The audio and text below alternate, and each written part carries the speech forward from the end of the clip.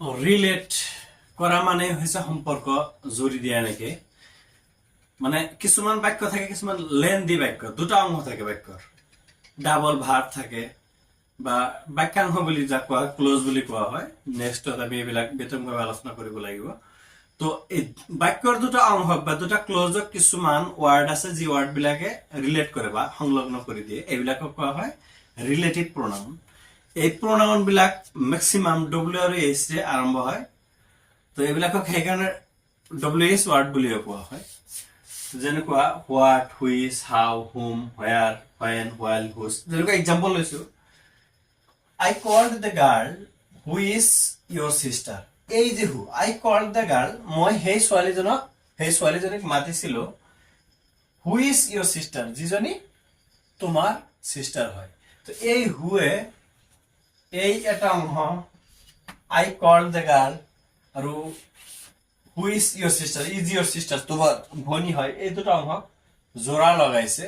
বা রিলেট করেছে that's why এই হু টু হইছে এটা relative pronoun next example the boy was selected whose name was rejected first হেই লৰাজন জিকিছে বা ইলেক্টেড হৈছে যাৰ নামটো ফাৰ্স্টত ৰিজেক্ট কৰা হৈছিল এই ক্ষেত্ৰত এই হুজটোৱে এটা ৰিলেটিভ প্ৰনাউন হিচাপে কাম কৰিছে যেহেতু the boy was elected এইটো এটা পোৰশন হয় বাক্যটো এটা ক্লোজ হয় আৰু whose name was rejected বা his name was rejected এটা একটা ক্লোজ হয় কিন্তু whose to লগাই আমি দুটা বাক্যাংশ বা দুটা ক্লোজক মিলাই এটা বাক্য বানাই দিছি ইয়াত গতিকে এই whose to হ'ব ইয়াত relative প্ৰনাউন what which how whom where when while whose এইবিলাক হৈছে ৰিলেটিভ প্ৰনাউন ওকে এতিয়া কথা হল ইন্টাৰোগেটিভ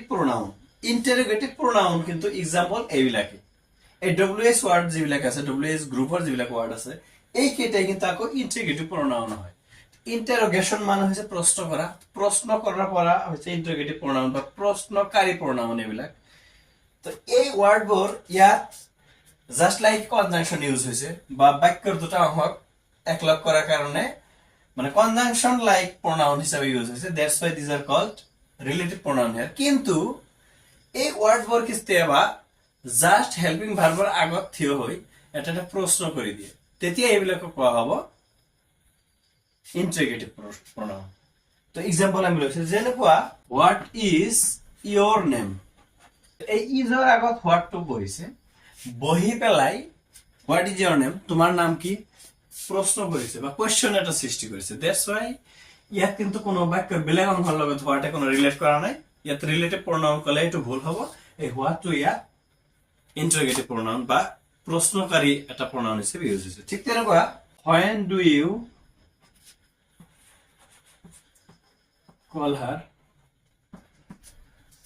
তুমি তাইক কেতিয়া কল কৰা তো ইয়াত এই when টো ডুৰ আগত বহিছে বহি পেলাই এটো এটা প্রশ্ন সৃষ্টি করেছে বা প্রশ্ন ক্রিয়েট করেছে দ্যাটস ওয়াই এটো হ'ব ইন্টারোগেটিভ প্রনাউন এই when টো ইয়াত কিন্তু when রিলেটিভ প্রনাউন হিসেবে ইউজ হোৱা নাই